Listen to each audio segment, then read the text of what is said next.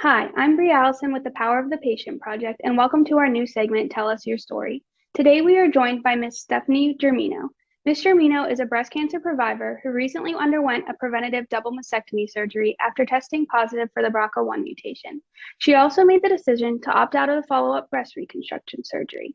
Now, Ms. Germino is sharing her story on social media and has gone viral for not only spreading awareness of the BRCA gene mutation, but also encouraging for patient advocacy. Mr. Germino, welcome and thank you for joining us today. Hi, thank you for having me. So to start off, can you explain what the BRCA gene mutation is? Absolutely. So, BRCA is a hereditary genetic mutation that gives you a higher chance or puts you at a higher risk of getting certain cancers. For BRCA1, it's breast, ovarian, stomach, and pancreatic cancers. It was something that my mom had, so I have had a 50% chance of getting. My mother's mother, my grandmother, she actually had breast cancer, and her breast cancer was due to having the BRCA gene. So I knew at a very young age that I was possibly going to have this genetic mutation. And so when I finally got tested when I was 27, it turned out I was positive for it. And was it a difficult decision for you to get the genetic testing done? I think that I was a little bit more at an advantage just because I was, like I said, so young. I was 15 when my mom got her positive result and underwent her surgeries. And so since I was 15, I was also told, don't even worry about it right now. There's nothing you need to do. We'll worry about it when you're done having children, your childbearing years is done. And so I kind of put it in the back of my mind, but I always knew. I just saw my mom go through her double mastectomy and she got reconstruction. And then she also did her hysterectomy as well. Now, at that point, my mom was a little bit older, late 40s about there. So she was closer to getting to the menopause age. That's why she did do her hysterectomy. But the way that she presented it was that, wasn't anything really to worry about, but it was something that I would have to test for in the future. And are you considering getting a hysterectomy as well, if you don't mind me asking? Yeah, I am. Not anytime soon, just simply because I am only 29. And as we all know, the ovaries are what produces hormones for women, and they're very vital hormones. They take care of your skin, your bone, your nails, your hair, all of those things. And if I were to get a hysterectomy at my age right now, I would have to go on hormone replacements and deal with all of the consequences of getting a full hysterectomy. Now, I know you can do like partial hysterectomy or an oophorectomy, but if I personally right now, if I were to get a hysterectomy, it would be the entire thing. So Mm-hmm. that way to minimize as many surgeries as possible. It never really occurred to me that you had to continue with hormone replacement after getting a hysterectomy. So that's Yeah, unless you're closer to menopause, like my mom was, it's not something, obviously at that point your body's getting slowing down with the hormone production. But for mhm. somebody who is as young as I am, it's vital to have said hormones. Yes, of course. And what went through your mind after receiving your results? It was a little shocking, but I think it wasn't as bad. It's kind of funny because it's not necessarily something to joke at, but because I had about 13 years, 12 to 13 years to kind of prepare myself, I was like, all right, well, let's do it. Give me my information, which I already knew all of the information that I needed. So it wasn't as shocking as if it was something that just like I went in for some testing one day and then found out that I had Hmm. this genetic mutation. I always lived with the possibility that I had the chance of having this. And in my mind, since a young age, I automatically assumed that I was positive just because I was like naive to the whole thing. And yeah, 50-50 chance really doesn't sound like, too much like odds are in your favor kind of. But seeing that not only did my mom have the BRCA gene, but two out of the entire four, so her being the third, had the BRCA mutation. Oh, wow. So it was, more common than not. And when I found out that I was positive, and just to put in perspective, people who do not have the BRCA1 genetic mutation or any other genetic mutations that would predispose them to getting cancers, um, let's say average people, they only have about a 7% chance of getting breast cancer, average women. Whereas when I got my results, it was an 87% chance of Oh getting my breast gosh. cancer. Yeah, and so I was really prone to having fibroids in my breast develop around my period, and getting cysts in my armpits, and that caused me a lot of anxiety just simply because I knew my chances and my likelihood of having this, genetic mutation. And so I didn't really want to wait on getting a double mastectomy just because your boobs, you don't necessarily need them. They serve their purpose. I fed my son for 2 years of his life by breastfeeding him. I was good on it. So I wasn't as shell shocked as a lot of people, I think, in my situation would have been, Hmm. or as worried as a lot of people in my position would be, because I had that time to kind of like come to terms with it. Yeah, you had a lot of years to really think about it and kind of Yeah. prepare yourself. So are there other options following your positive results besides a double mastectomy? Absolutely. So one of my cousins actually tested positive as well. And she decided to do a different route than I did. She decided to do the hormone replacements, and not necessarily hormone replacements, but they can put you on hormones to kind of counteract anything happening. It's kind of preventative as well. But the reason I didn't want to do that is because you have to take one hormone for one thing and then one hormone to kind of counteract having that hormone in your body. So, and I personally just don't remember taking my vitamins on a daily basis. So I didn't want to have to subject myself to, forgetting possibly of doing that. And then she also went through freezing her eggs as well because she is my age. She's 29 as well. But she's doing all of the things prior to, having to get a hysterectomy per se, and or having to get her double mastectomy. She just has increased screenings and the hormones, which is the other option. Of course, the third option is just do nothing and Hmm. just live your life, which people have said that is something that I should have done, which is pretty funny. Everybody has an opinion, of course. But yeah, there's three options: do nothing, increase your screenings, take hormones, or do like me and do your prophylactic surgeries. And how did you decide to get the double mastectomy but not the breast reconstructive surgery? So it's pretty funny. All my years growing up, prior to even knowing about BRCA, I always thought about getting my like implants and getting my boobs done because for me, my body image issues had a lot to do with like my boobs not being what I thought was the ideal, perkiness, I guess, shape, size. And we as women, we tend to do that to ourselves and kind of like pick apart things. So at a very young age, when I started developing boobs, I was like, yeah, no, I'm definitely going to get them done one day. And so like that was my actual plan when I found out about BRCA. And if you're positive, your insurance pays for reconstruction. So me being immature and naive for a very long time was like, free boob job. I love it here. Forget the fact that it puts you at a higher predisposition for getting cancers. It's just the free boob job I'm here for. Because that's what I saw my mother go through. And I was like, Hmm. okay. But it, I also saw that, and it's not to offend anybody who has done reconstruction or or who wants to do reconstruction. I'm talking about me personally for my body and what I wanted for my body, the way that I wanted my body to look. I didn't necessarily love the idea or love the look of implants without the breast tissue. So after your double mastectomy, you don't have breast tissue to soften the implants. So it does look like somebody pulled tight your skin, unless you have extra skin, and it kind of like the fat in the area kind of softens it up.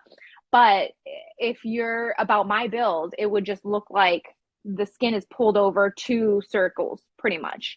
And so that kind of, before even knowing that I wanted to do an aesthetic flat closure, that kind of swayed me. It was like, okay, maybe, maybe it's just certain implants that look like that, whatever.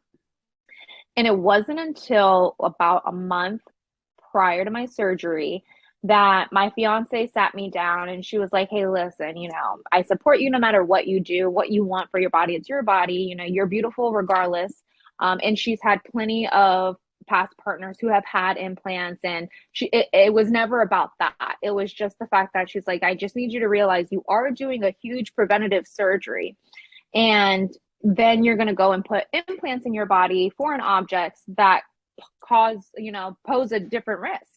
We have a lot of friends who had gotten explants because of breast implant illness, and the doctors told me I'd have to be on rejection meds just because, my body might reject the implants after a mastectomy. And so, like, she was kind of like just telling me all of the facts, everything that I knew, but like really just putting it out there. And she's like, do you really want to do that?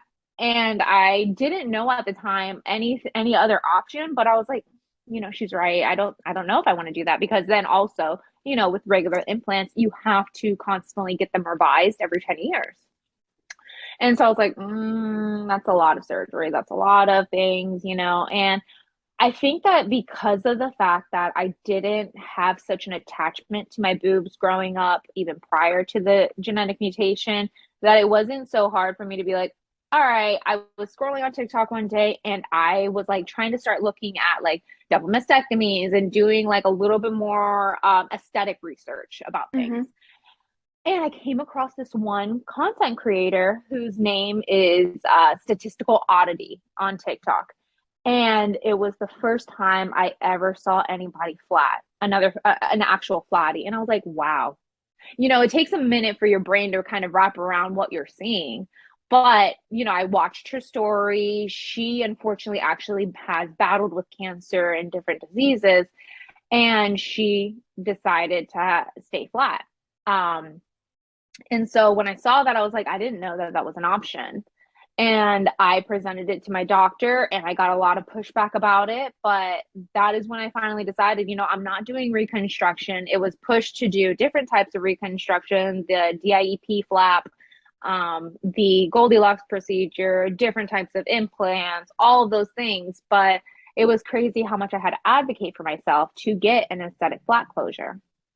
Yeah, that does blow my mind. I don't know why they would push that so much on you if that's something that you want to make your own decision on.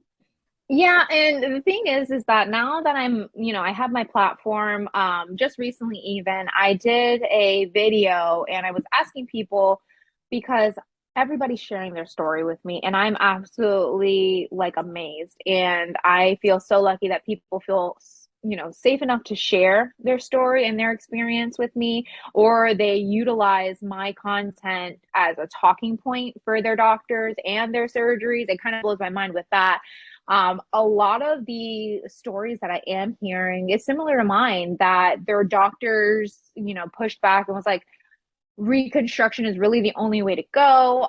And surprisingly, a lot of them also are female too, female surgeons, that are Hmm. like, why wouldn't you want boobs? Like, they don't understand. My surgeon was a cis male in his, I would say, late 70s or so. And I thought that, like, because it's my body and it's what I want to do, that would be respected, right, in the healthcare system. Yeah. Yeah. But no, he tried to be like, he tried to share a past patient's story with me that, oh, I had a patient with a similar lifestyle as yours who decided to go flat and 10 years later regretted it and decided to get reconstruction. And I felt all my emotions that came with that conversation. And my only response was like, okay, but you said that she could get reconstruction. Like, she came back 10 years later and she got it. He's like, yeah, but we wouldn't be able to go as big with you if, like, with the implants, if you decided to wait. You have all of this extra skin now. It would be like a one and done thing. And we could give you like a good size implant. And I was like, at a loss for words, because I'm disgusted, and like just so irate right now. Like, what is happening? All these mixed emotions, because it's like you care more about what my body looks like than I do personally. And don't get me wrong, like, I didn't know what to expect with an aesthetic flat closure for my body. How would that look on me? But I was like, you know what? I it took me like 2.5 seconds to be like, yeah, no, I'll be a badass. That's really about it. Hmm. And so it's just, now hearing people's stories and knowing my own, the amount of pushback that you get, the fact that surgeons don't even offer aesthetic flat closures unless you bring it to their table 9 times out of 10. You get the lucky ones that are like, oh my God, my surgeon was amazing. They told me about all of my options. They actually do research on aesthetic flat closures, but that's not often. And that is why I'm making these videos. It's because, yes, is it shell shocking? Is it like just, what the hell is that? Absolutely. And I understand, the shock of it all, because when I saw statistical oddity, it did shock me, but not in the sense of like disgusted. It was like, holy shit. Like, okay, Hmm. you know? Exactly. And now it's exciting that you are that person for other people. So Absolutely. that's amazing. And that's how I felt when I saw your TikToks at first too. You're amazing. Thank you. And so can you talk a little bit about like the surgery process and going into recovery? Yeah, absolutely. Okay, so my process actually went pretty fast. Not necessarily the testing portion because that was a whirlwind. I actually had to switch doctors, primary doctors, because the first primary care facility that I was with, the first test, they lost my sample, my blood. Oh my And gosh. the second time I went in, they told me that my sample expired somehow. And so I was like, you're adding insult to injury. It's not even something that I'm nervous about, but it took 6 months of that nonsense to finally be like, you know what? Now I'm so anxious. Like, what's happening? I just want to know. Like, I want to confirm what I think and get on with the procedure already. So they wanted me to allow them to draw my blood a third time. And I was like, I don't trust you guys. I'm going to go to another primary. And then I established care with them. And then I also went and saw the OBGYN within their network. And I started talking to them because I had some pelvic issues going on. And of course, with what was known to me of the possibilities, I was like talking to them about it. And with that conversation, they told me that I needed to get tested, that I don't have to wait any longer. And I was like, oh, okay, cool. So I had a mobile phlebotomist come to my salon here, and they drew my blood. And within 2 weeks, I had my results. They told me, do you want to talk to a genetic counselor? And I was like, okay, I mean, it's part of the process. So sure, I know what I'm going to do regardless. We're going to chop them off and, at that point, get new ones. Mm-hmm. And I feel like, a genetic counselor is more so kind of like just a counselor, but they also have the knowledge of questions you might need. But it wasn't something like I personally in that position needed somebody to console me. It was definitely like a damn. I wish I wasn't right, but all right, I knew it. And so once I got my results, I called uh in my care provider, I called the breast surgeon, and I was like setting up an appointment to come and talk to them. And literally, it was like within a month of seeing the surgeon, I was able to schedule my operation at the end of that month.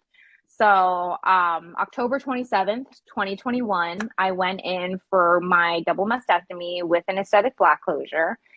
Um, Now, circling back to the fact that I had to kind of advocate for myself with my attending surgeon about what I wanted, because he was pushing reconstruction and also what's called the Goldilocks procedure, which would leave extra skin just in case I changed my mind. And I had to say, no, I don't want that. That's not, please don't do that. And even before going into surgery, I was like, all of the nurses that were in like the pre-op room, I was saying, are you going to be in there? Okay, make sure it's as flat as a prepubescent boy. Like, I don't want anything on my chest, because I'm like, that's not what I saw for myself. And so I went in. The surgery literally only took about 2 hours, which surprised me. Oh, I was like, wow. why did I think that this was going to be like an all day thing? And they're like, nope, it's just normal, whatever day of the week it was for them. And so I was out of surgery within 2 hours, but then I had to go in recovery. In recovery, I remember it's kind of like the movies you see when you see somebody going like in and out of sleep and stuff, and you can like see them opening and closing their eyes. I remember seeing my resident surgeon come in the room, and then I remember blacking back out. And that anesthesia, man, that was good stuff. But I finally like came out of it. I don't know, about an hour or 2 hours later. Um, And the first thing I wanted to do, I wanted to look at my scars. I wanted to look at my chest because like right when I was like in and out, I wasn't coherent. I wasn't thinking of anything. I just remember something was like holding my head and I was just like passing back out. But right when I woke up, I didn't feel any pain. I just felt very like sore, like pressure. And Mm-hmm. I was like, all right. And I was very groggy and very out of it. My doctors weren't there, but a nurse came in and, saw that I was awake. She was like, hey, do you want some water? Here you go. Da, da, da, da. I drank the water.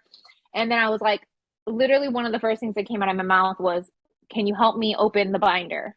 And it was this hideous, like purple stretchy binder with all the flowers on it. And I'm like, of course I would get that. So she was like, are you sure? Like, I don't think that that's a good idea. And I'm like, no, I want to see my chest. And so they helped me pull the part of the Velcro. And I don't know what I was expecting to see because, obviously with that type of surgery, you have swelling, you have fluid retention, and all of that. But my right, I like to call it a chesticle. My right chesticle it looked like it was at least an A cup boob to be boob. And I was like, what is that? What is that? Why do I have something still on my chest? My left one, it was swollen, but I was like, all right, that's not bad. The right one though was what upset me. And I just started bawling. I started bawling because I felt so betrayed. I felt kind of just violated. I was like, what is that? And I started asking for my surgeons. I was like, I need to see the doctor. They informed me that the doctors had already left to go do another surgery. And I was just so frustrated. I didn't have anybody in the recovery room because during that time, like last year, it was still a touch and go with like, can people come back with you because of COVID and whatnot? But I was by myself, and with the nurses. And it was pretty overwhelming. I got myself together and was just upset at that point. And I was like thinking of, okay, should I leave the hospital like this? Will my insurance cover it if I need to get another one? Like I didn't know about that. So I was like, I didn't want to leave with this and then be like, all right, all sales are final kind of thing. Mm-hmm. And so I also didn't have my phone with me. I didn't know who, to be able to contact to advocate for myself because I was just so out of it and just so emotional. And then I felt like right when my eyes were open, to the point of leaving was on a lapse, like 30 minutes maybe. They pushed me out of there so fast. They were like, all right, go pee. Let's get you in a wheelchair to get you downstairs. And I'm just like, what is happening? Now, mind you, they do offer you to stay overnight. I didn't opt for that. But I didn't think that it was going to be like in out. Thank you, Yeah. but like give me a couple of hours to adjust to what just happened, get the doctors back here somehow. So I was wheeled down to my fiance's car, and right when they closed the door, I just started bawling and breaking down, and she didn't know how to console me. She didn't know what was going on. The nurses had been in contact with her and they had told her, oh, she got really emotional when she saw her scars, whatever have you. And I'm like, yeah, I got really emotional. And it's not about my scars. It's about the fact that I feel like they left a boob on me after I was so adamant that I didn't want that. So I got home. I immediately called the doctor's office and I was like, I need somebody to contact me, da da da da.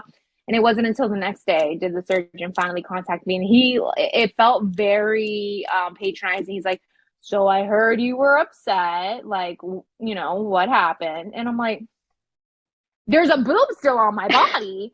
And he tried to pass it off as, well, that's swelling and it'll go down. And if it doesn't go down, in 6 months we can revise it. And I'm like, in my mind, add insult to injury. In 6 months, like I shouldn't have had to come back. Exactly.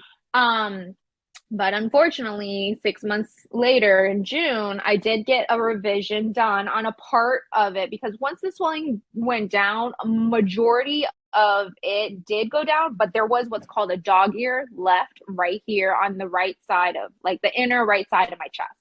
Mm-hmm. And it was just extra skin. And I've seen a lot of actually worse dog ears from unfortunate patients, where it's just like hanging skin. And I'm like, why is this, you know? But I had my resident surgeon that did the left side revise the right side, and he made it absolutely perfect. It was unfortunate that I had to do it, but as far as recovering in total of it, like it felt like somebody had punched me right here in the sternum. But this part, numb. My arms, because I had a lymphadenectomy, completely numb. It was really weird and unsettling. It's like you couldn't touch anything, you couldn't feel it. But right Mhm. here in the middle, you could. I will say the worst part of recovering was the drains that they put in you, and having to drain and strip your drains. Yeah, it's terrible. It's not fun.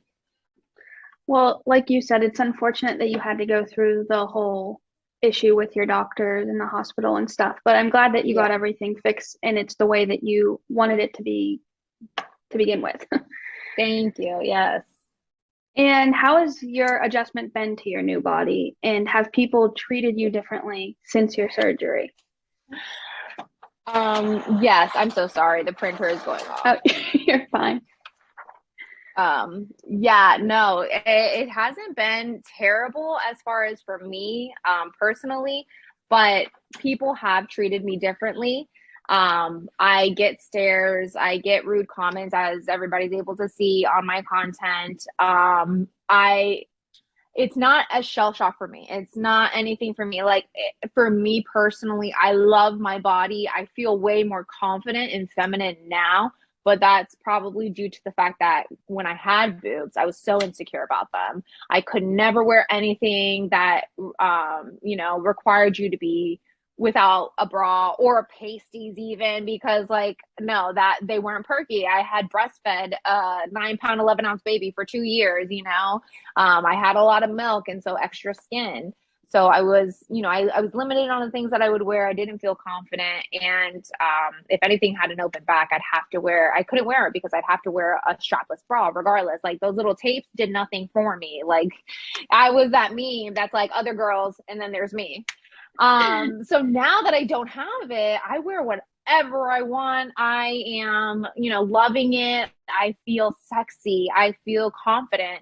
And I know that now I have such a bit higher purpose, and I am very, I'm very aware that everything happens for a reason. And this reason that I went through everything that I have is to now help others and to shine light on this. And hopefully, I'm not the first Flatty out there, and I'm not the only one out there, but I do know how blessed I am to have grown such a community in such a little bit of time, that showcases nothing but the people that need this.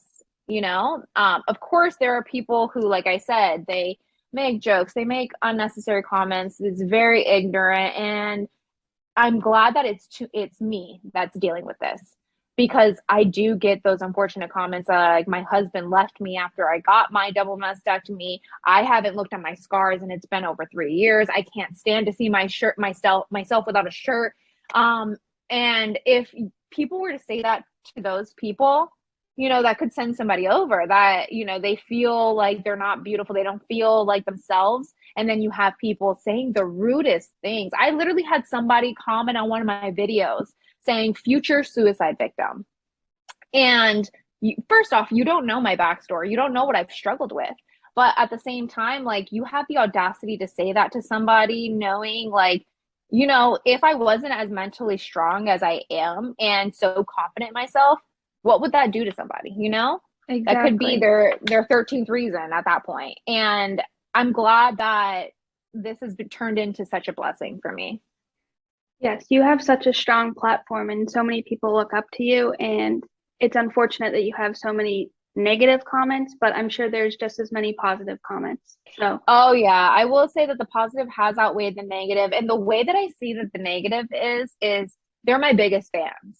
They're the ones pushing the engagement, and it's funny because they don't realize what they're doing. It's like, mhm. you took the time to watch my entire video. Thank you for that. You took the time to comment, and now I'm going to be showing up on your For You page, on your your timeline on anywhere. I'm going to be showing up everywhere because you showed an interest. And of course, I sit here and I'm thinking, I'm like, you're either a little boy behind the keyboard, no matter your age, or you're a self-hating woman. Like, I Mm-hmm. don't understand. And people automatically assume I'm transitioning. And they're like, well, if you decided to take off your boobs, you need to stop wearing your nails, stop doing your makeup, cut off your hair, stop wearing feminine clothing. I'm like, first and foremost, stop telling me what to do. And secondly, I have plenty of videos educating on what happened to me, what I'm going through, my journey. And you're just showcasing your ignorance even more. I am more than happy to answer anybody's questions, even if it's been a question that's been asked several times. It's all about the way that you phrase it, and if you're truly wanting to be educated. But if you're wanting to make fun or, just be mean and ignorant, I don't have time for that, but I make the time to make sure that I showcase your idiocy. That's a perfect way to put it. And lastly, what do you wish more people knew about the BRCA1 mutation and preventative surgeries? And are there any misconceptions that you'd like to address? Absolutely. So, a lot of people think that I had breast cancer. And fortunately for me, I did not have breast cancer, but that does come with some pushback. People think that I shouldn't have done what I did or I shouldn't showcase what I did because I am not a survivor. Pre-vivor is a thing, do what's right for your body. What I wish people would understand is that it is so easy. Yes, is it, if you don't have the right insurance, is it a little bit of a financial task? Yes, but don't wait until, there's a reason to get tested. If you have a family history of any type of cancer or any type of disease, you should know about it. Mm-hmm. Get your blood drawn, do your screenings, do your self exams. Men can get breast cancer. Men have BRCA too. My uncle, he is a carrier for the BRCA gene, which led to his daughter having BRCA. Um, I think it's a common misconception that people think that men can't get breast cancer. Men have boobs too. But BRCA with men can also lead to prostate cancer as well. So understand that there are a lot of different genetic mutations out there that can put you at a higher predisposition for getting certain cancers. But it's so important to go to the doctors, and it affects a lot of different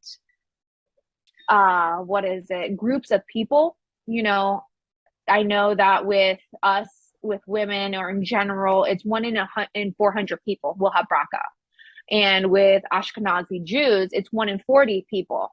And then there's a different statistic as well, for the Latin community as well as the Black community, and it's things that people don't even realize, and they're not doing their testings, and unfortunately, they're finding out too late. And I would rather know ahead of time so that way I can be prepared instead of having to get prepared and having to deal with this and then also flooding your body with all of that negativity and that suffering, unfortunately. But I think that the biggest thing that I want people to take away from my content is to be kind, to do your screenings, and to not make assumptions.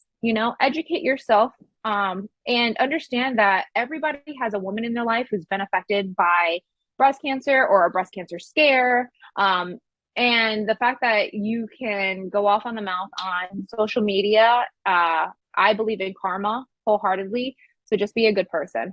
And so that Mm-hmm. way, hopefully nothing bad happens to you. Exactly. That was beautifully said. Thank you. So that concludes our interview for today. Again, Mr. Mino, thank you so much for joining us and sharing your story. It was truly empowering. And we greatly appreciate your work spreading awareness about the BRCA mutation and reminding people that breasts don't define a woman's beauty. If you want to hear more of Mr. Mino's story, please make sure to follow her on her social media accounts at the Boobless Babe. And if you're interested in telling your story to us, please reach out with your name and email address to set up an interview.